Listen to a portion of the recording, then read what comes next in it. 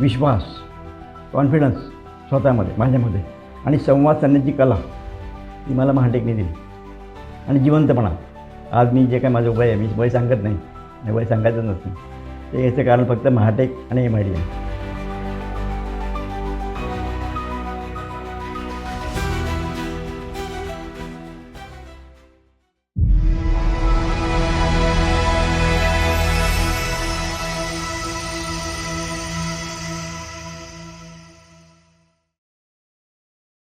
नमस्कार, माझं नाव Sudhakar Thatte, general manager of the company.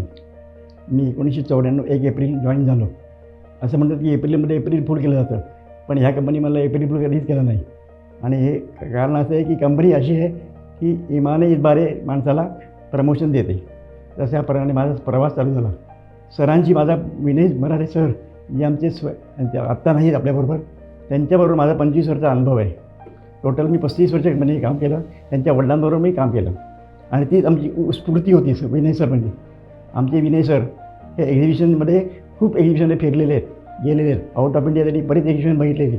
पण एक एक्झिबिशन त्यांनी चायनामध्ये बघितलं आणि त्यांना जाणवलं की आपल्याला एक्झिबिशन आपल्या कंपनीमध्ये एक्झिबिशन करू शकतो का आपण, असं जे मनात आलं. त्या दिवशी त्यांनी मला कंपनी केव्हीमध्ये बोलवलं. तर ते आपल्याला असं एक्झिबिशन करायचं आहे. त्यांनी मला ते व्हिडिओ दाखवला.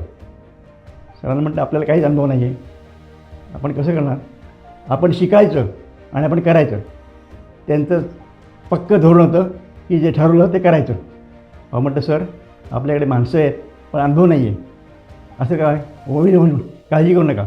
हे सगळं करताना ग्राउंडवरती आम्हाला खूप मेहनत आम्ही करतो. आम्ही रात्री 2 रात्री 4 रात्री आम्ही जागलेलो कंटिन्यूस. रात्री आम्ही चहा प्यायचो, शोधायचो चहा कुठे मिळतो पुण्यामध्ये. त्यावेळी पुण्यामध्ये चहा खूप कमी मिळायचा. पुन्हा स्टेशनला आम्ही जायचो चहा प्यायचो आणि इथे सगळं बंद असायचं. अशा तऱ्हेने एक एक दिवस आम्ही प्रगती करत गेलो. मी माझी आठवण सांगतो. 2014 साली मला पॅलेसचा अटॅक आला होता. मी अहमदाबादमध्ये होतो. म्हणजे मिटिंग चालू होती, सर पण नाही माझ्याबरोबर, पण तिथे मिटिंग चालू असताना मला अटॅक आला. पण त्यावेळी सरांनी जे काय केलं माझ्यासाठी, एक अख्खी रात्रभर सरांनी जे काय केलं, एका रात्रीमध्ये मला शिफ्ट केलं मुंबईला डायरेक्ट विमानाने. तो कोणीच करू शकत नाही. मालक असे मालक मला मिळाले आणि त्या नात्याला मी नावच देऊ शकत नाही, इतकं क्लोज नातं.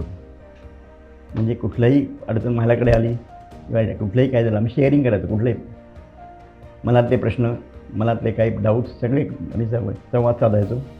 आणि सरांचा एक विश्वास माझ्यावरती होता. कारण मी जेव्हा त्या कंपनीमध्ये 5 माणसं होती आणि आता जी झाली 300. याच्यामध्ये सरांना असं वाटायचं की हा माणूस कडे जबाबदार आहे. आणि त्यामुळे त्यामधला एक विश्वास, एक नातं भावाच्यापेक्षाही मी मोठ्या म्हणे